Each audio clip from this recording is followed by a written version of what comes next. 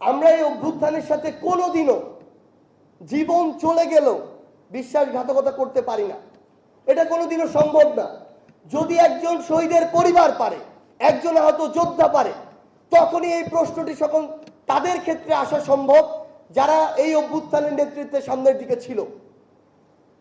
কিন্তু এখন অনেকেই রয়েছে বিভিন্ন রাজনৈতিক উদ্দেশ্যে, বিভিন্ন ব্যক্তিগত গোষ্ঠীগত উদ্দেশ্যে এই অভ্যুত্থানের সাথে সম্পর্কিত অনেককেই প্রশ্নবিদ্ধ করার বিভিন্ন নোংরা চেষ্টা চালাচ্ছে। আমরা শুধু এই কথাটি বলতে চাই, অনেক রাজনৈতিক দল সেই জুলাইয়ের 20 তারিখে, 25 তারিখে, 30 তারিখ পর্যন্ত বলেছিল যে আমরা এখনো সিদ্ধান্ত নিতে পারিনি আমরা ফ্যাসিস্ট হাসিনার পতনের সাথে একমত হব কিনা, সেই সংগ্রামে যুক্ত হব কিনা। তারা যদি আজকে বড় বড় গলায় আমাদের সামনে বলে যে এই অভ্যুত্থানের তারাই সামনের সারিতে ছিল, আমরা শুধু অংশগ্রহণ করেছি, তাদেরকে আমরা শুধু একটি জিনিস বলতে চাই, বড় গলায় কথা বলার আগে নিজেরা বিবেকবোধের জায়গা থেকে একটি জিনিস শুধু চিন্তা করুন যে ওই জুলাইয়ের পুরো মাসে আপনাদের অবস্থানটি কি ছিল, ওই জুলাইয়ের পুরো মাসে আপনাদের কথা বলার জায়গাগুলো কেমন ছিল, আপনাদের বাক্যগুলো কেমন ছিল।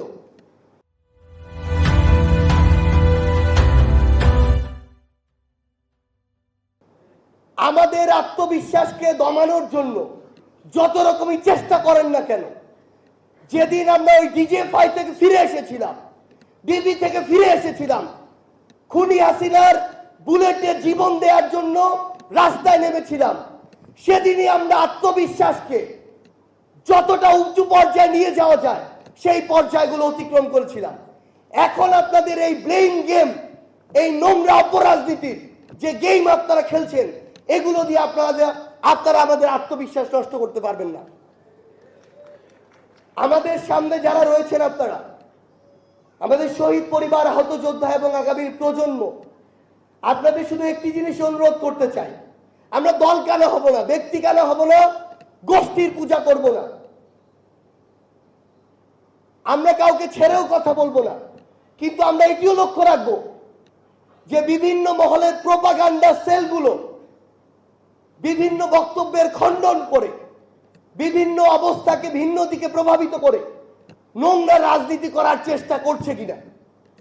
আমাদের এটিও খেয়াল রাখতে হবে যে সিআরআই কিংবা গুজব লীগের মতো বিভিন্ন প্রতিষ্ঠানগুলো যারা হাজার হাজার কোটি টাকা এই দেশের মানুষের চুরি করে দেশের বাইরে নিয়ে মজুত করে রেখেছে, সেই টাকাগুলো ব্যবহার করে এখন পুরো বাংলাদেশে অরাজকতা সৃষ্টির পায়তারা করছে কিনা, এই অভ্যুত্থানের সাথে সম্পর্কিত মানুষগুলোকে বিভিন্নভাবে গুজবের মাধ্যমে প্রশ্নবিদ্ধ করার চেষ্টা করছে কিনা, এই জিনিসগুলো পর্যবেক্ষণ করার, ফ্যাক্ট চেক করার মতো মানসিকতা, স্পিরিটটা আমাদের মধ্যে রাখতে হবে।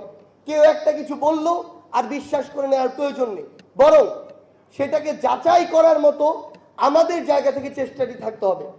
আমরা শুধু আমাদের শহীদ পরিবারের উদ্দেশ্যে একটি কথাই বলতে চাই, এটা শুধুমাত্র শুরু।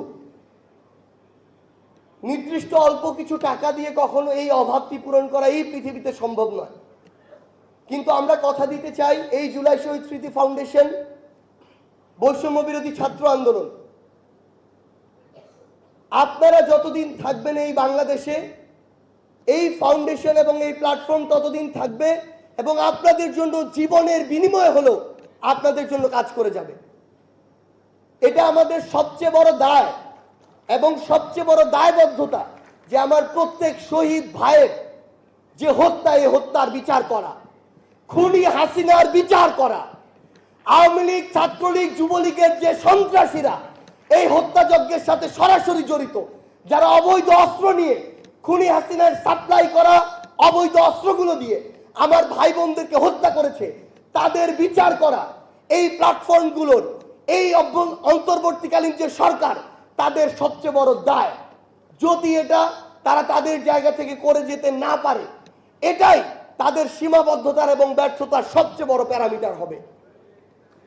আমরা এই অন্তর্বর্তীকালীন সরকারকে হুঁশিয়ার করে দিতে চাই, যদি আপনাদের জায়গা থেকে আপনারা এই দায়িত্বটুকুর ক্ষেত্রে বিন্দুমাত্র গড়িমসি করেন, এই বাংলাদেশে আপনাদের মুখ দেখানোর আর কোনো পথ থাকবে না। আমরা শুধু আপনাদের সকলের উদ্দেশ্যে এবং স্পেশালি বাংলাদেশ পুলিশ নামক প্রতিষ্ঠানটির উদ্দেশ্যে একটি কথা বলতে চাই। বারবার পুলিশের নাম কেন বলা হয়? কারণটা হচ্ছে আমরা মনে করি যে তারা চাইলে অনেক কিছু ঠিক হয়ে যাওয়া সম্ভব। তাদের প্রভাবটা মাঠ পর্যায়ে সবচেয়ে বেশি। বাংলাদেশ সেনাবাহিনী অল্প কিছু দিনের জন্য সহযোগিতার জন্য এসেছে, আবার চলে যাবে। পুরো বাংলাদেশের মাঠ পর্যায়ের আইন শৃঙ্খলা রক্ষা করার জন্য পুলিশ যে ভূমিকা পালন করতে পারে আর কেউ সেটা পারে না। যাদের কাছে প্রত্যাশা সবচেয়ে বেশি তাদের কাছে চাওয়াগুলো বেশি হয়। আমরা এখনো আপনাদের প্রতি আস্থা হারাইনি।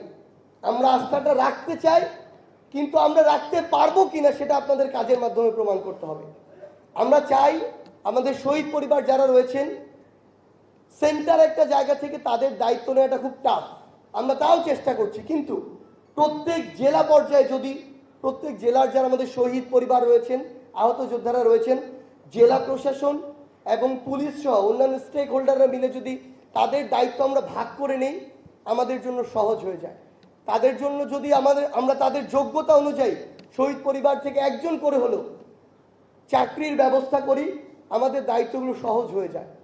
আমরা আপনাদেরকে অনুরোধ করব, আপনারা কাজের মধ্য দিয়ে আপনাদের পাশে থাকবেন এবং আমরা শুধু আপনাদেরকে কথা দিতে চাই, জীবনের বিনিময়ে হলেও এই অভ্যুত্থানের স্পিরিট রক্ষা করার জন্য আমরা আমাদের সর্বোচ্চ চেষ্টা করব।